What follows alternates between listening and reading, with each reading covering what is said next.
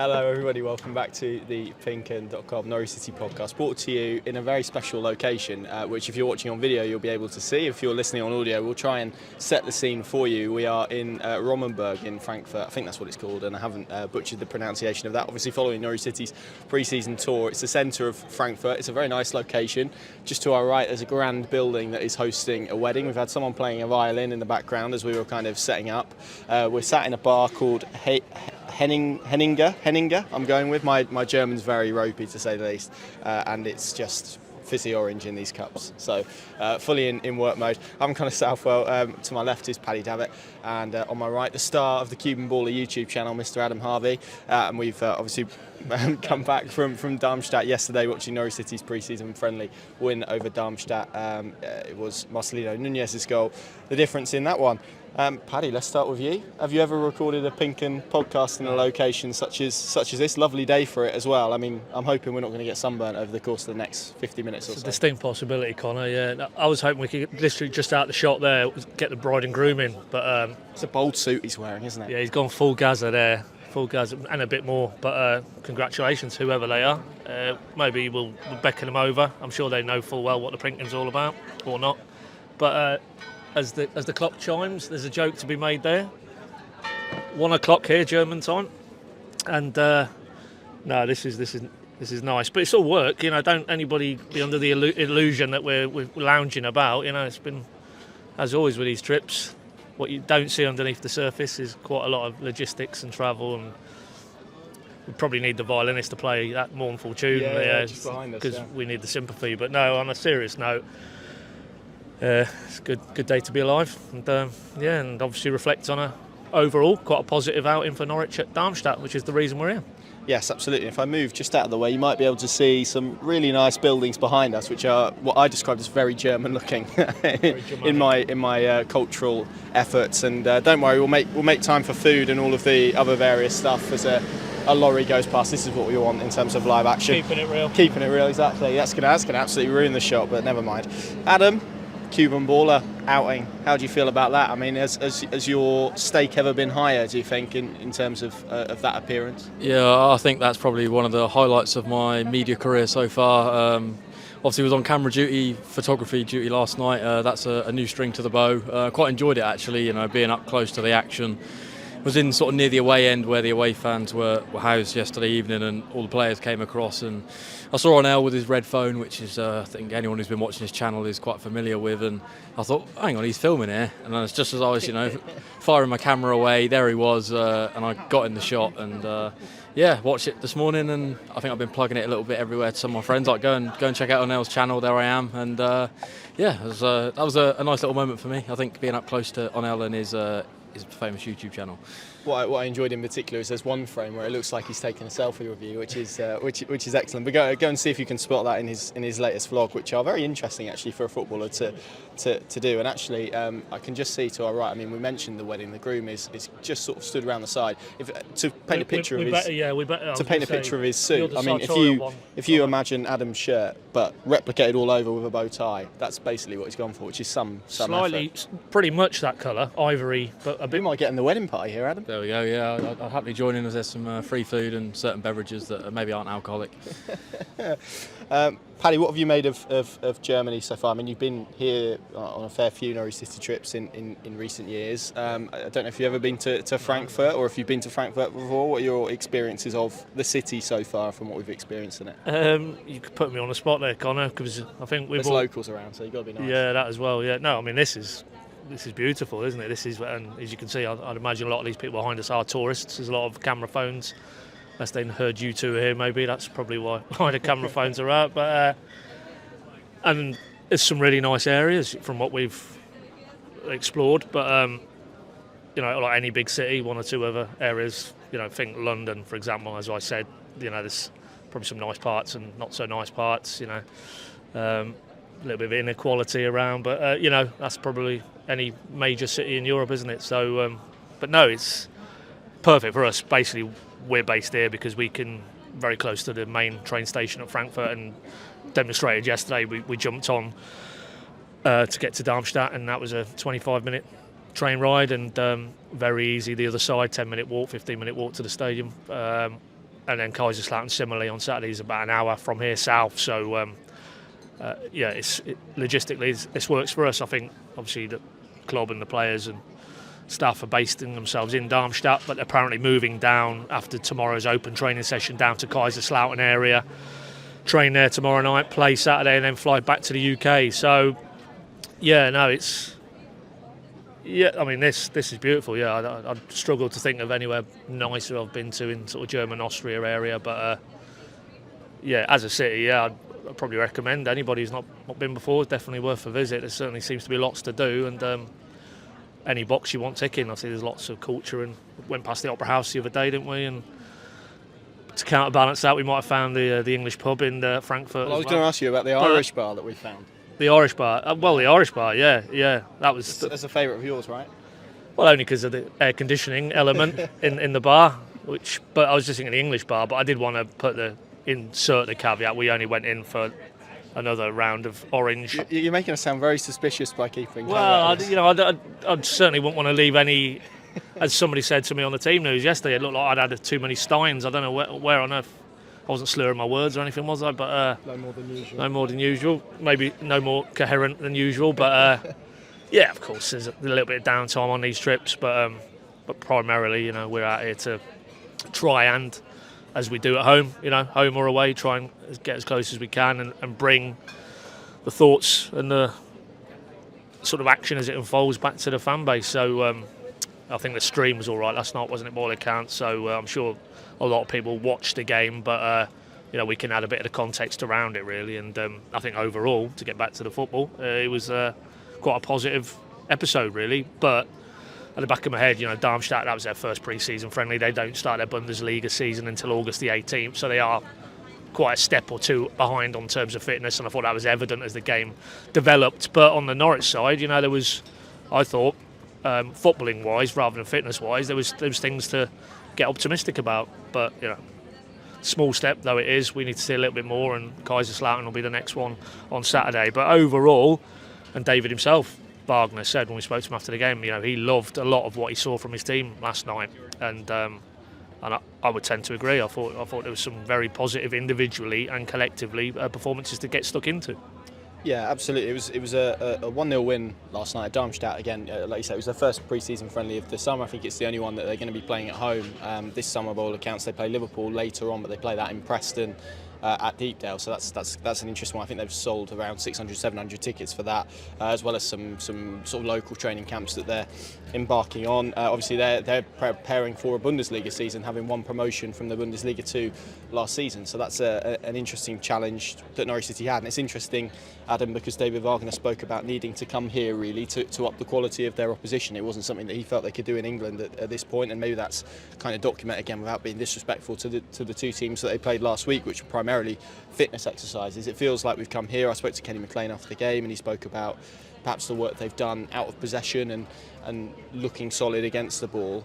Feels like maybe the shift is kind of that switch has been kind of flicked now, and it feels like there's a lot more emphasis on the football since we've come out here. Yeah, you can I'll see the sort of similarities between Norwich and Darmstadt in terms of ability on the pitch. Of course, Christoph Zimmermann playing at the back for Darmstadt, former Norwich City player, so you can sort of see the parallels between the two sides. But I did feel like Norwich, throughout the game, quite heavily, were probably the more dominant side and deserved of the victory they got. And there were some real glimpses of quality from certain players. Of course, Nunez with the intricate finish that was similar to Sargent's goal against Watford, but from much closer range. And really impressed again with Jack Stacey, another really positive performance going forwards.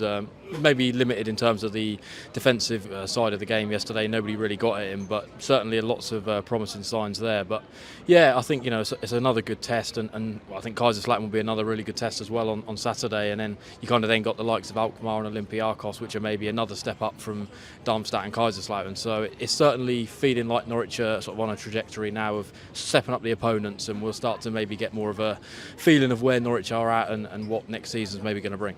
That's the key question, Paddy, isn't it? Where do you think Norwich City are at? Are you seeing the improvement that maybe you want to see? It's interesting, and I spoke about this a little bit on my verdict last night. They were doing a few things differently. They were building up slightly differently. They were against the ball. They looked a lot more solid. They did feel last night in particular that there was maybe improvement, or maybe a closer don't know the word, but they look closer to what maybe we'd expect a David Wagner team to look like. Where are you kind of at with Norwich City at the moment? Yeah, I'd accept that. Certainly out of possession, but I always think with these pre-season or not, there's certain teams and how they go about it that maybe suits the eye better in terms of where Wagner is, and I think Darmstadt played into their hands to a degree. It was very slow, very lateral, laboured build-up play. I'm assuming that's how they like to progress through the thirds. But for Norwich, it was very easy, just a 4-4-2 block out of possession, and then counter with the speed that David wants in wide areas and the rotations, and we did see that. Hello, the bride's turning up. Bride, yeah, who's looking resplendent in a white dress. I feel like we're sort of invited now. Is that allowed? She just kissed the groom. I thought that had to happen after the ceremony, but anyway, maybe they do it slightly differently. Anyway, we're getting distracted, but yeah, no, well. but overall, it was, as I say, to repeat what I said in the opening statement, you'd have to feel that even with the mitigation where Darmstadt are, and maybe it was a team who were set up in a way that allowed a Wagner style to counteract that fairly easily, and they won't have it clearly that way maybe when they get back to the championship grind, and teams will be far more aggressive and how they want to press, and Darmstadt tried to do that in the outset of the game, I thought, but Norwich were just better. They got the ball forward quicker, and as Adam rightly said, the standouts for me were Stacey, Nunez in terms of what he offered in an attacking sense, and I actually like Duffy's performance again as well, just very understated, but as David said after the game, he said, look, he's a proper man, and I think he means that physically, mentally, he's up for the challenge and he won't shirk, as Barnes won't, and that was visibly demonstrated in that flashpoint at the end of the game, and that's what it was about, wasn't it? Addressing that mentality deficit for David in the first wave of the transfers, and that's all well and good, but I think beyond that, with a Stacey, with a Duffy, with a Barnes, you can see the quality is a step up maybe from where it had been in those areas in the Norwich squad last season, and that has to be a good thing. While, as we all know, it's not the end of the business, and we'll probably get onto that in due course, but I think you have to, if you're a Norwich fan, you have to be encouraged by those three players particularly, and of course, as David said, don't forget John Rowe, he's like a new player to him. Poeta, new player to him. Jolis, you look at the shape he's come back in.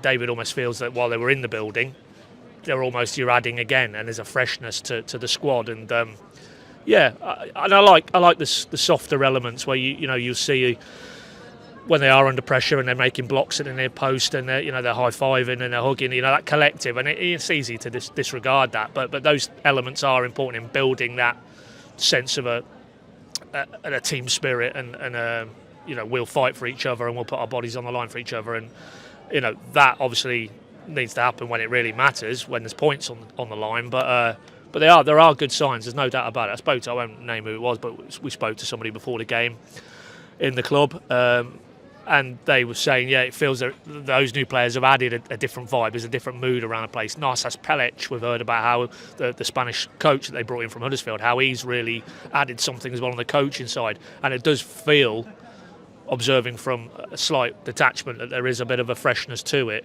And Lord knows it needed it after the way it sort of unravelled last season. But, the acid test, as always, is Hull City, October the 5th, August the 5th. I'm thinking I've had Borza science in my head. Yeah, probably see him on October the 5th, but August the 5th and thereafter. And as we all know, there's been pre-seasons where Norwich have won, and I think even the infamous Colchester League One opening day nightmare, that preceded quite a very positive results-wise. Yeah, so, and you can probably find the opposite trend. So let's not get too carried away with results per se, but if you dig down underneath the result, I don't think it's getting carried away to say that felt like a step in the right direction. Yes, it did. Adam, are you getting the sense that Norwich are going to be a team that plays a lot more without the ball next season? I think there's been clearly, from the way Daniel Farke played football, there's a massive emphasis on possession and having a high percentage of it and of the ball, and passing teams to death almost. Under David Wagner, it doesn't quite feel like it's going to be that way. Is that kind of what you're getting from this pre-season so far? Yeah, I think I'd agree with that assessment. Yeah, certainly Early signs would suggest that. I mean, you could sort of see, well, certainly from where I was stood, that the Darmstadt defence were very comfortable with the ball last night. They wanted to have the ball, and Norwich's front players, the likes of Rowe and Hernandez and Nunez, were all pressing incredibly high and actually causing the Darmstadt defence a lot of pressure, and maybe they crumbled a little bit at certain points under that. So certainly seeing some positive signs in that respect. And yeah, I mean, whether Norwich fans will want to watch that brand of football's a different story altogether. I think a lot of us come quite acclimatised almost to Daniel's style of football, this kind of high-tempo, high-possession football, and it was so exciting to watch in the Championship. But fundamentally, Norwich need to get out of the league and get back to the Premier League. And if David Wagner's style of football is going to bring them success, then I think we're all going to be on board with it. And obviously, it worked at Huddersfield, and he kept them in the Premier League playing that style. So, yeah, fingers crossed he can bring that to Carrow Road, and Norwich will be back in the Premier League playing that style of football. I spoke to Christoph Zimmermann after the game, and he was very good. And you can listen to that full chat on across our channels, both in print and online and on YouTube, I think as well. You can find it.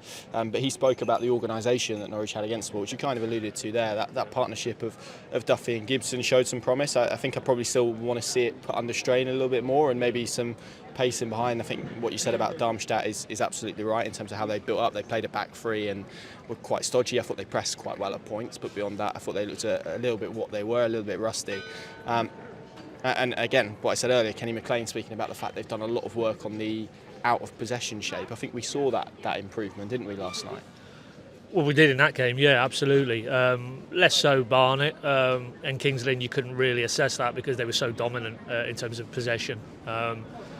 So I'm hoping that facet we see a bit more. Kaiserslautern, Alkmaar, you expect they'd be under pressure in that game, given that's a team who got to the last four of a European competition last season, and then Olympiacos, very, very good Greek side, serial competitors in European club competition. So I think by the time we get to that and the final Carrow Road friendly, then we can probably talk in terms of, you would feel confident in going into the Championship, and that when they come under pressure, they are far more robust in terms of their structure, in terms of individuals knowing what their roles are, and that resilience. And then if they come through those periods in games, I think you can start to see they have players who can hurt the opposition at Championship level, and hopefully they'll be able to supplement that further as well. So, yeah, they were too easy to play against last season. I mean, how many defeats? I think it was a ridiculous number. It was about 18, wasn't it, in the Championship?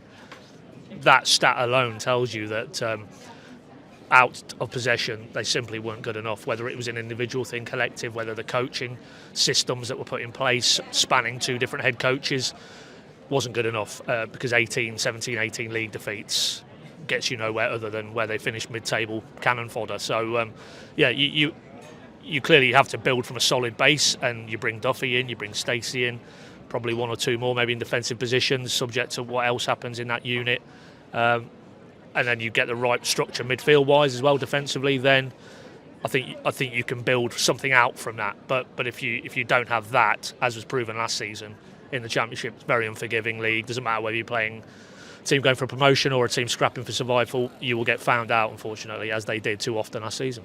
Yeah, absolutely. And one player I think we've seen, and certainly from my perspective, if you were to pick someone who's been perhaps the man of pre-season so far, I think Jack Stacey would be up there, if not the winner of that. David Wagner, I know you asked him about it last night. Paddy singled him out for praise. How impressed have you been with him? Because he's got big shoes to step into. Max Aarons hasn't even left yet, and even though we're probably expecting them to be big shoes for him to fill, I think those early impressions that he's made have been really positive, particularly from an attacking sense, and I guess that was shown with his contribution leading up to the goal last night. Yeah, I think that's probably the thing that stands out to me straight away. Is his ability to cross a ball into the box is probably one of the best I've seen from any fullback at Norwich to date. I mean, that's probably been a criticism of the likes of Max Aarons and Jamal Lewis of old, those kind of attacking fullbacks, is maybe when it got to that kind of byline where you need a good ball across to the likes of Pukki to be found, maybe they couldn't really provide that, where I think we've already seen it, the amount of mayhem he's causing in the box, and certainly when you've got the likes of Barnes and Sargent, who have got ability with their head and also probably with their feet as well.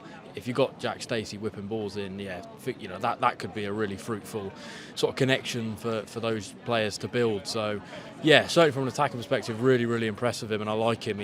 We spoke to him obviously after the Barnet game, and everything he was saying was, I thought absolutely spot on. He strikes me as a man who's hungry to sort of prove himself again, get back to the Premier League, and stepping down to the Championship again. That's his opportunity, and And Max Aaron's, it's big shoes to fill. I think probably towards the end, it's maybe stagnated a little bit, and we've maybe not seen the best of Max Aaron's like we saw, back in the days of the Championship title-winning seasons. But, this is a big opportunity for him coming down here, and I think most of the Bournemouth fans as well. When you sort of hear them and see it on social media, they all rave about him as well. So that's always a good thing when you've got a player that's, well liked by another team that they were prior at. So really looking forward to see what he can provide in the Championship, and want to see him maybe tested a little bit more defensively in these upcoming friendlies, which I'm sure he will against the likes of Alkmaar and Olympiacos, who are probably going to have better wingers.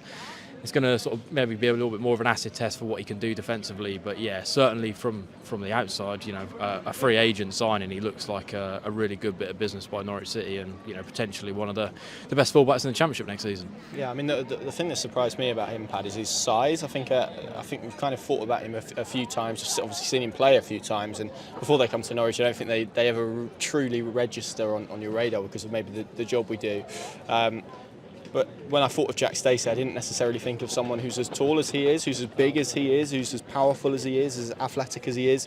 I mean, he's made, as first impressions go, it's been a pretty good one. When let's not forget, a lot of people have been talking about Barley Mumba and the impact that he had at Plymouth. I think it feels already like Jack Stacey's come in and probably surpassed where he is at the moment, even though, as you say, lots of moulding to do with him. Barley Mumba obviously younger, can play at left back as well, so there's various aspects to that to make it maybe a fair statement. But yeah, Jack Stacey, talk to me about him. Well, he is. He's a powerful runner, and he's got that engine to get up and down. The one thing you would say is we haven't seen him really putting under stress defensively. I've seen one or two reports from his time at Bournemouth where maybe that isn't the strongest of the two suits, and he will need to be good at that. David actually said, it just popped into my head, he talked about, talking in very effusive terms, he said he still needs to sort of plug in with what they want in terms of front foot is what the label he put, front foot defending. That's what he wants from his back 4 or 5. So he's obviously got a little bit of work to do in terms of adapting to the demands he's going to be asked to take on board defensively. But what's not in doubt is his natural inclination, his natural instinct is to get really aggressively into that opposition penalty box off a width. I mean, it's no coincidence now. We've seen the Kings Lynn game, we've seen last night, 2 goals, direct result of him offering for Sargent, as it was last night, Nunez and Tony Springett the other day at Kings Lynn, giving them options, progressive, getting beyond, and that's clearly a natural instinct. We've got an offer here. We bought too much. What is it, first and Cider. foremost? Wine. Apple wine. Apple wine. Well, I don't drink, but you boys, I mean... Well, yeah, that's a yes, isn't it? Yeah, I'll take it. It's already Thank paid you. for. Thanks very Cheers, thank you very much. It's very, very kind. It's very kind. Yeah, Continue. well, that's definitely a first. We've never been offered. Thanks a lot. Cheers. Cheers. Never been offered apple. What a nice man. That's alcoholic though, isn't it? So we're not drinking alcohol, obviously. On Well, this you've trip. just accepted. People have just Well, seen I've- and heard you accept I was it. mainly concerned we were getting to a 20-minute conversation and we were in the middle of a podcast record here. I mean, I'm being very distracted because the wedding guests have turned up now and there's some food over there. Is Some sort of cake. This lad here's got some cakes or some sort of chocolate. That look good. Anyway, let's What are we talking get it about? back to Jack Stacey. That he is the potentially the man who's going to drive it forward on the right hand side. And there's no doubt for me, yeah, I mean, post Max Aaron's era, he's the go-to right now. Barley Mumba, in David Wagner's eyes, it would seem, is still a bit of a work in progress, and he won't be starting ahead of Jack Stacey, fitness and injury permitting, between now and Hull. So, yeah, but it's important, to be fair though, what the shape looks and who the personnel are ahead of him, because it's all about getting those relationships. We're seeing it with Duffy and Gibson, maybe we're seeing it with Barnes and Sargent at Kings Lynn. Nunez dropped in there as well. Partnership, that centre mid one is massively important. It was McLean and Gibbs last night. It'll be, for me, McLean +1. Maybe hopefully Gabby Zara if he can get himself fit for Hull. But who plays ahead of Stacey? Because I think that obviously in terms of the defensive element of it, it's kind of working in tandem, isn't it? So there's a lot of variables yet to play out. But for me, already, I think one thing you can say for certain is Jack Stacey will be starting against Hull. Yeah, you mentioned partnerships. It's only right we mention our own, not our own, but our own, with Cabell Healthcare, who how much have we got in there, or how much have you got in there? Basically cider. It smells like cider. Right. Okay. Well, we're gonna have a short interlude while you watch a video from our partners at Cabell Healthcare, who have helped us get out here and have been wonderful. They do some brilliant work in East Anglia, caring for people. If you want a job in care or you're looking for the care of a loved one, then you can check them out. All of the relevant details will be below this, whether you're listening in audio form or watching on video, in the description, so go and check them out. And we will be back in a second once you've watched/listened to this advert from those guys. Caring for others is the greatest privilege that we could have. If we couldn't do that, then I think we'd be in the wrong profession. It's a job that when you start, you never want to leave, and you can go home knowing that you've made a difference to someone else at night. That means a visit by someone. As I say, they're not my carers, they're my friends. It's just so rewarding to go home and know that just because I've been there for a little while, I've made a difference to their life and made an impact.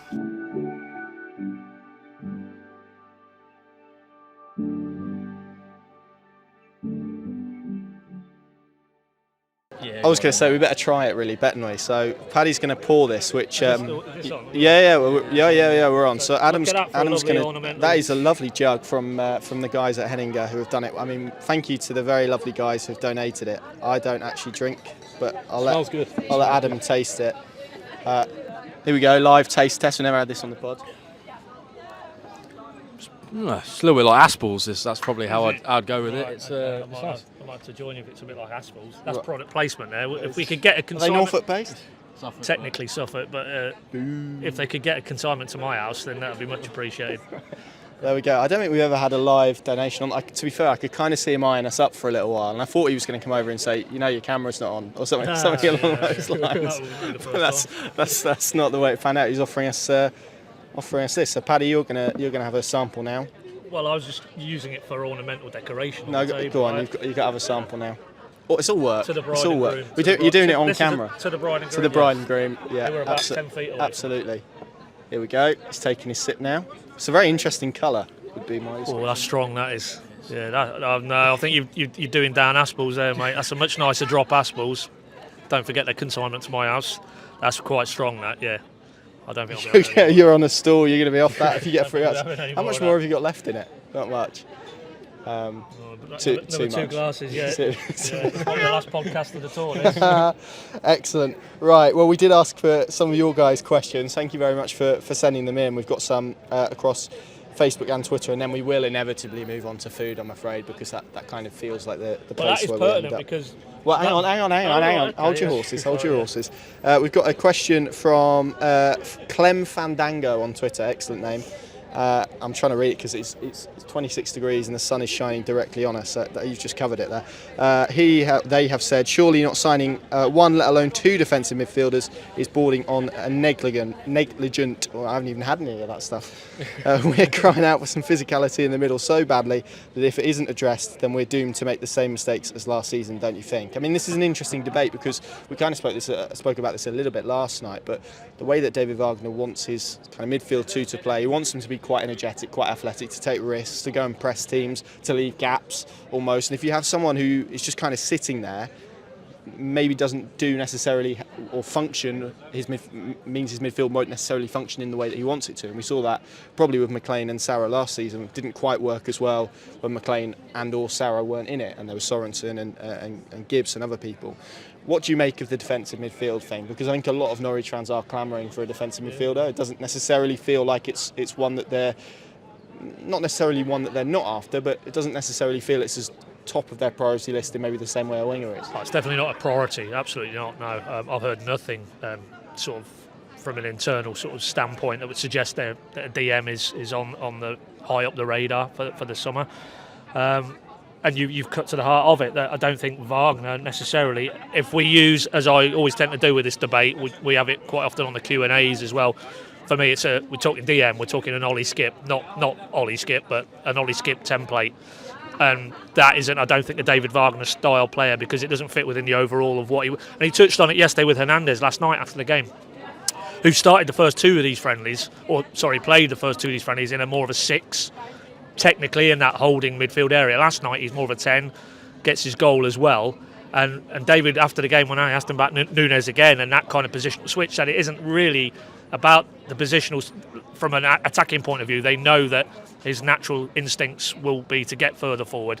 It's just basically reminding him about some of that defensive discipline. In other words, to me, it's like the players he wants in those areas of the pitches aren't necessarily restricted to don't go across the halfway line, sit in front of your back four, protect it, sort of put fires out at source, which is probably where, when we've looked at how effective Ollie Skipp was in that role in that last championship title winning season, and the problems they had last season because they were so open, as you say.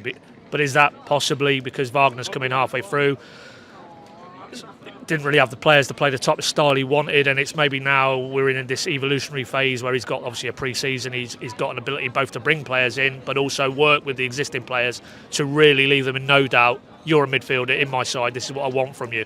And the reality is they haven't, I'm trying to think the first 3 games, they haven't really been exposed in that area like they were routinely in the Championship last season. So until we see a team really try and attack them through those channels, we're not going to know whether we have actually turned a corner. But inevitably there will be a concern because, you know, the propensity, and we saw it again last night, is McLean to drop deeper, make an extra body in the middle of the centre of defence. But then if you lose the ball in a dangerous area like they did against Sunderland, remember the Sunderland game, Carrow, Tony Mowbray's team came post Millwall, it was in fact, so pretty towards the end of the season, lost 1-0, and that was a direct result of losing the ball in their own half, quickly turned over. Tony Mowbray, I remember him now saying after the game, you knew with that Norwich team, 1 or 2 passes, if you turn over in those areas, you're in on goal, and that's how it panned out. And we saw that too often against this Norwich side, that vulnerability. And it's natural for me that the debate is there and that you solve that by having an Ollie Skipp style player, but I think the reality is David Wagner isn't going to go down that route, and I don't think as a result they will be looking for DMs in the Ollie Skipp mould. I think it's going to be a different approach for him in that area of the pitch, and he hopes he can counteract those vulnerabilities by putting different demands on those players and trying to play in a different style. But, you know, time will tell, as always. Yeah, I think it's a really interesting debate because I think when people talk about that defensive midfielder, you then have to apply that to David Wagner's system when there's a willingness to go and press people. It's not so much about tackling and giving it to other people, it's more about winning it higher up the pitch. You have to be athletic, you have to be able to intercept, you have to be able to press people high. It doesn't necessarily feel to me like if you dropped let's say an Alex Tettey, Isaac Hayden type into that, feels quite contradictory really. You're then not going with 2 pressing high, you're going with 1 pressing high, and the whole structure of the wider pressing system kind of falls apart really, doesn't it? So it does feel a little bit like to contrast that, and maybe it explains why Norwich City have quite a few similar options within that. Adam, the next question on Twitter came from Peaky, and he has said Wagner and other members of the club have referred several times to not needing to sell before Norwich can spend on incomings. From an outside perspective, it's rather quiet on incomings currently, and even on the rumour front, which has been the last week or so. Do you think we'll see any before the next 2 friendlies, which obviously Kaiserslautern on Saturday and Alkmaar, next Wednesday? Yeah, I could maybe see one early next week. I mean, Paddy put the question to him last night about sort of incomings, and he was quick to batter down this sort of idea that they need to sell before they can bring more in, which I think probably, given where they are and where the market's at now, probably the sort of stage of free agents is probably over. They're probably now going to be dipping into the loan markets or potentially bringing some through the door that have a fee attached to their head. So yeah, I could maybe see one. But whether that'll be early next week, obviously got the kit launch as well tomorrow, as it is by the day we're filming. So yeah, I think probably get that out the door, get the Kaiserslautern game out, and maybe then back in Norwich we'll see someone announced early next week. But that's just a gut instinct. That's not any intel knowledge on Norwich's current transfer situation. But yeah, if you want to sort of hear about that, then I definitely watch David Wagner's little interview that we done with him last night. He sort of outlined a little bit more about the situation and where they are currently in terms of transfers. Yeah, it's a slow market at the moment. I think David Wagner alluded to that. I've heard other people in the Championship, sporting director positions. I think Mark Ashton at Ipswich has mentioned it as well. It is a slow-moving market, and what was the expression David Wagner used? One stone needs to fall, and then a few others fall. I think that's a German expression, probably worded a bit better. Basically, replace stones with dominoes, and you probably right. Okay. The same vibe, yeah. Okay. Right. We'll move over to Facebook then. A couple more questions from first and foremost from Tom. This probably links quite nicely with what we've spoken about. Tom Carlton on Facebook. Thanks for the question. He said, how many more players do you feel Norwich will bring in this window, and in what positions, Mr. Davitt? You can't put a number on it because it's completely dependent on outs, isn't it? hypothetically, on Bamidele goes, do you do a centre-back, maybe another centre-back? Max, do you go back in, or are you happy with it? I think positionally they were going to do another winger, I think, even with Science in the building. The fact that he's now out until October, it's a delicate one because it's not hugely into the season, but sufficiently maybe to feel in the block of games he's missing, you might need one. So do they cover that off with a loan, a 6-month loan till January, and then Science will be up to speed, hopefully, allied to actually bringing in a winger. I could see 2 wide players now coming in, and I think they'll try and do a centre-back as it stands, and maybe they might have to do another one in that area if Bamidele goes. I just think you've got to take Hanley out of the equation, certainly until the early part of 24, maybe even longer. We know Gibson's injury record isn't the best. Bamidele himself over the last 18 months has talked openly about the issues he's had, the muscular issues. Even this past summer he's had to go and do an individual fitness programme tailored to try and strengthen in the groins.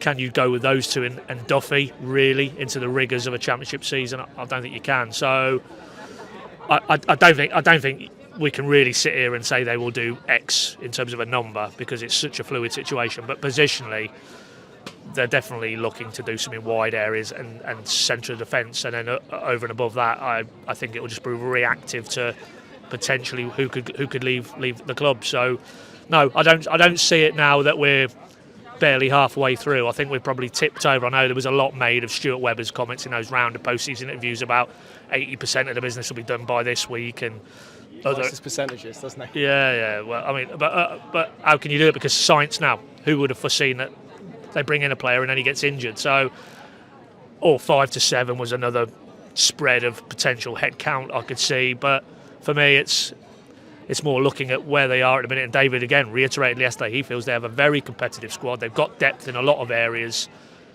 So are they really going to go out and bring in another 5 or 7? No chance. So for me, you're probably looking at two areas definitely of the squad, and then the rest will be dependent on what happens between now and the end of the window. Yeah, I agree. And not only do they want to, can they? With the financial predicament that they're in, well, even though David Wagner said maybe they didn't need to do that, and I don't think that's strictly true because, and I mean that as in he's right, because you can, and we've seen Norwich do it before. You can buy players in advance of selling them, can't you? It's riskier to do it that way, but we've seen clubs do it because then, you're not going to clubs and they know that you've just sold a player for £10 million. So it makes the position, but obviously then it puts more pressure on selling players as well. So there's that aspect. It's obviously very fluid, very moving, and seems to be very quiet at the moment. But any updates we'll bring you as and when.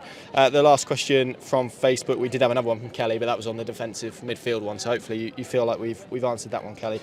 Is from Carl Knight, who has asked, what do you guys think about Adam Ida's potential role in this Norwich team? Do you think, like me, he should be, not me, as in Carl, do you think, like Carl, he should be loaned out this season to a top-end League One club? I believe he should, just to give him a season where he could rack up some goals and confidence. Would like to see another striker come in if he does go. What do you make of Carl's point there around Adam Ida? It's kind of the age-old discussion, isn't it? Should he go out on loan? Should he stick around? Can Norwich afford to let him out on loan? What's best served for his development? He's an interesting one, isn't he? Yeah, I think a lot would depend on where the club maybe see the sort of transfer situation in terms of the forward line. I mean, to me, it feels like Barnes and Sargent are striking up a really nice partnership at the moment, which would maybe leave Ida slightly on the outside. But one injury to Sargent or one injury to Barnes, and you're going to need another man to step in. So that would obviously offer the opportunity for Adam Ida. I feel like the ship's probably sailed on a loan move for him. It probably needed to be in that spell where he got that hat-trick against Preston, and I think obviously there was rumours of loan spells at that point, and I think had he have got the loan then, maybe some football would have kicked his career on a little bit, where due to injuries it probably still feels like he's at the start of his career, despite the fact he's got over 50 appearances now for Norwich, albeit a lot of them are off the bench. But ultimately, he did play a lot of games under David Wagner towards the end of last season, and he's clearly a player that the football club and Wagner rate by the fact they gave him a massive contract extension. So I think he'll be at the football club. In what capacity, whether that's in the starting 11 or on the bench every week, I'm not 100% certain at the moment. I think pre-season will probably dictate what way David Wagner goes, but yeah, I think he'll be at the football club. I don't feel like a loan is really at this point going to make much difference to him. I think it's on, for Norwich City, they want to get the benefits out of him where he is in terms of his career now and his age. They probably need him in the squad, and he needs to kick on. And We'll see. I'm really hoping that he does kick on because he deserves it. You know, he's a really down-to-earth lad, and you know, he's obviously been at the football club for a long time now, come through the academy, and we all want, you know, young Norwich academy players to do well. So fingers crossed for him. This will be his season, and he can score some goals in the Championship. Yeah, I just feel like something needs to click, doesn't it? And I guess that's probably down to him to make it click, because we've been speaking for so long. Could it be his year, or it could be his year? There are people internally who felt that it would be his year. Now it probably needs to be his year, really, for where he is and his age and the amount of football that he's played. He's not played a lot for, 21, 22, compared to, let's pick Max Aarons, who maybe is an exceptional example, but there are others as well. Josh Sargent played a lot more football than him at his age. He's kind of playing the amount of minutes that you'd expect a 19-year-old to have at this moment. He's a few years ahead of that, so he needs to kind of catch up and maybe make that. And that's where the point that you make, maybe the loan earlier would have been better, but then again, from Norwich's perspective, very hard to find a striker to play second fiddle to Teemu Pukki, who scored his first goal in the MLS last night as we record this. So that was good to see him get off the mark, a trademark goal as well. If for anyone who maybe wants to go over it and I don't know, have a cry or whatever you want to do over it, it's up to you. But on strikers, Ashley Barnes, would be remiss of us not to talk about the incident, handbags, as Kenny McLean described it to me. Yeah, he's probably seen worse on Govan on a Friday night. I would have thought. That's true. Creating a ruckus in a pre-season friendly. I mean, for much as we can kind of jest about it, it's the type of thing that maybe Norwich would criticise of not having last season. That maybe that bit of backbone, that bit of confrontation, that willingness to go and approach people and stand up and be strong. And you know, we've spoken about the mentality points and leadership points to death. Kind of, I guess, shows the intangible elements that he could bring to this Norwich City side, and maybe why he was identified as someone that Norwich City wanted to bring in this summer. Yeah, it's about when teams, as they will do, try and probe for weaknesses, you stand up to it, you know, and you push. Standing up for teammates as well. And push back, yeah, exactly. And visibly, that him doing that, what message that sent to the rest of the teammates as well, that this is a guy who we can fall in behind. He might not have the captain's armband in that sense, but he's a leader. And you know he'll be front and centre if there is anything of that nature that, you know, needs, if there's a confrontation. And it's worth, you know, caveating that, you know, it's not losing your head and letting your teammates down or whatever. He was simply standing up for, it was quite a stiff challenge from the Darmstadt defender, Thomas Isherwood. Jolis left on a heap. I'd imagine we were obviously quite distant from the incident itself, but you could see by the body language, it was almost Barnes going, you know, what is that all about? We're in a pre-season game here. Do we need... He did have two by the scruff of their neck. Well, no, that came afterwards. No, to be factually, you know, in terms of the events how they unfolded, the sequence, I think initially it was just as Jolis is lying like prone on the turf 5 yards away, he's just gone up to him. And I think to that lad's downfall, I think he clearly wasn't accepting he was in the wrong and tried to have it out with Barnes, and then it has all gone off. And there's a frame where he's basically got Barnes at his two Darmstadt players by the shirt. So while other teammates from both sides flock in, I think by the end you had the telltale sign for me with them melees, as they like to call them, is when the two keepers get involved. You know, if it's got to the point where two keepers have travelled from their opposite penalty and boxes. the linesmen are on the pitch. Yeah, you see those ones as well. So, I mean, as it panned out, it was all pretty easily diffused, and I don't think there was even any bookings other than the one to Isherwood. So, you know, context is required. But you're right, you distill it down, and they probably wouldn't have reacted in that way, you know, before last season. If a similar incident had happened, you know, and what does that say? That says likes of Barnes, the likes of Duffy.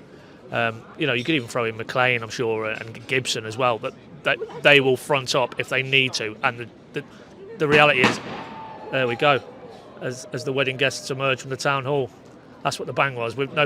Somebody's not going wild with a gun, just to clarify there. But I'm just waiting for them to come down now. We've got all the guests are lined up for the confetti shot. Yeah.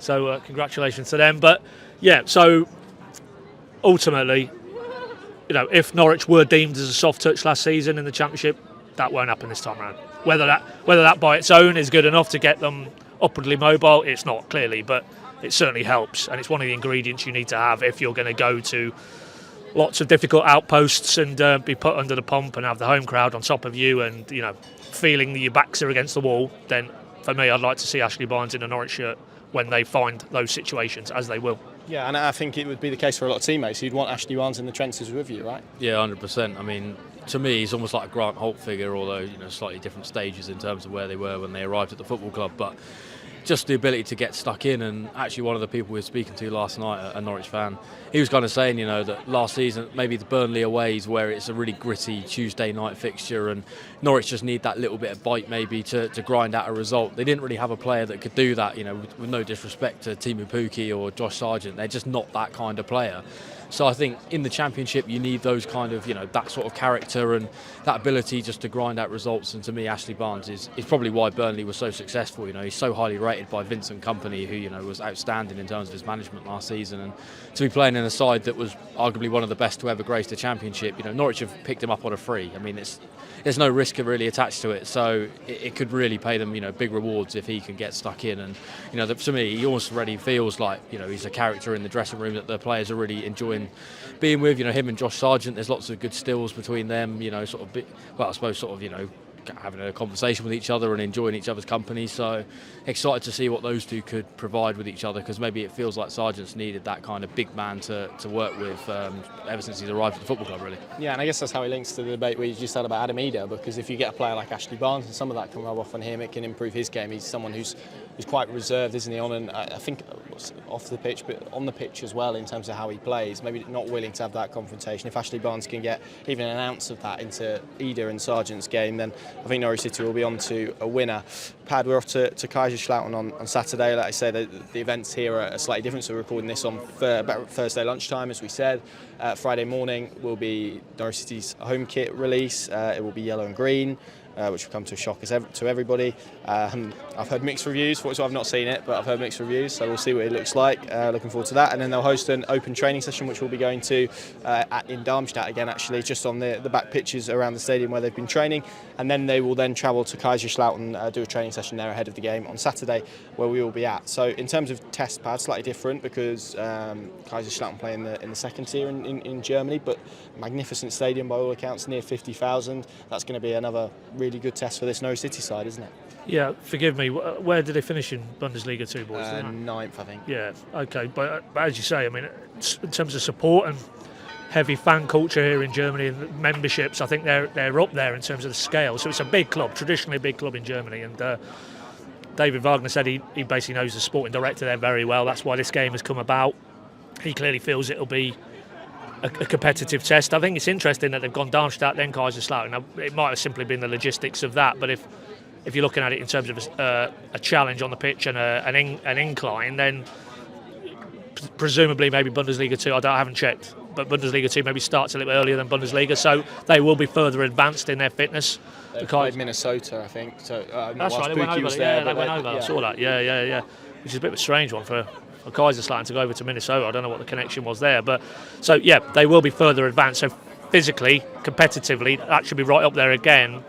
And it'll be interesting if Norwich can, from a very solid base now yesterday in Darmstadt, they can take it on again. Because if they do, then, and we see a little bit more from all the principles we've talked about, and maybe a bit more added to the mix, then I think they get back on the plane Saturday night back to Norwich, and they'll be very pleased with their week's work, I think. Yeah, we're here till Sunday evening, isn't it, our flight? So plenty more content. We'll obviously be at Kaiserslautern as well. Adam, what's been your highlight of Germany so far? I guess we're going to steer down the cuisine route, aren't we? So give us, what's the favourite food that you've had so far here? Favourite food? I really enjoyed actually the restaurant just there with the yellow. Yeah, sort of the light yellow umbrellas, if you can see them. We had a nice meal in there the other night. I had pork steaks. They were kind of in like a peppercorn-based sauce. No. There's some nice potatoes on the side as well. Actually, couldn't delve down the salad route because we had a relatively sized lunch as well, so did avoid that. This impression that Adam's conveying to the audience that we're basically here on the jolly. We got to eat. We're doing a lot of work. We have to eat at various intervals, and we just happen to go to some nice eating places. He doth protest too much. Yeah, no. So I think the food's a highlight. This actual square has probably been my favourite place so far that we've seen. I actually spotted it on Google. I was in the hotel room the other day, just kind of sort of looking on Google about sort of various areas around here, and spotted it and saw there were some sort of food outlets. I thought this might be worth a stroll down there, and obviously there were some Norwich fans as well in the same restaurant we were in, so that's obviously popular amongst the fans as well. So yeah, I really enjoyed it. I mean, this square actually slightly reminds me of anyone who's been to Prague. the sort of old town in Prague is very similar to this. So it's right up my street. I love kind of the old school European cities, and this probably ticks that box. Despite the fact there's a lot of modern buildings as well. I mean, if you go kind of probably a 15-minute walk that way, you've got all the skyscrapers from sort of the financial giants of the world, I suppose, in terms of, well, certainly in Germany. So yeah, I like the kind of blend of sort of new town, old town. Yeah, it's been a really good experience, and I'm enjoying it so far. And of course, Norwich getting a win last night, albeit only in a friendly, is just a nice little cherry on the cake. Yeah, and he mentioned the establishment we went to the other day, Paddy. Tell our lovely you tell the audience, because as we know, following on from the one we did the last podcast, it was all about you consuming German sausages. And German sausages have been consumed. And boy, did you take that brief onto the... Well, we shared it. Come on, it wasn't. We did. Yeah, no. This was meant to be one portion, by the way. How on earth that was one portion, I do not know. There was was it 6 in total? 6 sausages on a plate. With some nice cabbage, wasn't it? What was that? Flavoured cabbage. And some nice potatoes as well. Nice potatoes, pommes frites, almost vibe. Yeah, no, that was... But one person could not consume all of that. I don't quite understand. He was a bit offended, actually, the guy. Like, we definitely offended him. Well, it was that, but it was also he basically tried to sell us the dish of the day, which was, man versus food proportions, I think, in terms of the quantity. So not only did we pass upon that one, we then said we just want one to share. There you go. It was are you sure this is for 2 people? Oh, one person, sorry. It was one portion. That was the bit that I think when he looked most offended. Yeah, no, I mean, that's probably about as authentic German as we've got. As anybody can see over your shoulder, we're in a very authentic German spot. But I mean, I had a very nice salmon pasta actually on the first afternoon, which is more that side towards the more modern part of Frankfurt. So yeah, it's been good. But we had to grab a certain fast food outlet with a yellow arch on the go last night. So it's not all about sitting down and 5 courses of German cuisine, is it? There's just a counterbalance and dissuade anybody from thinking we're just here on a Keith Floyd type vibe. It's a bit more to it than that. But no, yeah, they would be my favourite meals on this trip. But hopefully, might be 1 or 2 more to come. Where are we going for lunch? Adam's the man for the cuisine. Where are we going for lunch, Adam? Well, I was going to explore up that way. There looks like there's kind of some nice areas, so I'd imagine there's some nice bars, so might have a wander up that way and see what we can come across. I think that's probably the way we've done it so far. It's just a case of we've kind of rocked up, maybe Alan Russell won't like that term, but to kind of various areas, and we just sort of said, all right, let's try that place, and we've come across, some relative gems, I'd say, in Frankfurt, that if anyone comes here and they want to know some recommendations, then maybe we are the experts now of Frankfurt and the food culture around here. So drop us some DMs on the Twitter feed on the PinkUn, and we'll tell you where we've been. Yeah, there you go. Right, we're going to go and get some lunch and get this podcast available to all of you guys. Thank you very much for watching, for listening. Thank you very much for all of the content that you've supported whilst we're out here in Germany. We're here for a little while yet. Of course, we'll be at the Kaiserslautern game on Saturday. There's interviews with Christoph Zimmermann, Kenny McLean, David Wagner. We'll be at the open training session tomorrow. There'll be a gallery of pictures, all of the stuff around the kit. So it's going to be a busy few days. PinkUn is the place to go across all channels. If you're yet to subscribe or sign up to the PinkUn Plus app, please do that. You can get a month's free trial now, so that would take you through to the start of the season, which would give you a nice portion to analyse, I guess, what we do and whether you'd like to come on board, and we're pretty confident that you would in that as well. We're going to Holland and Austria for the other legs of Norwich City's pre-season after this. Thank you very much for watching, for listening, and we'll see you again very soon.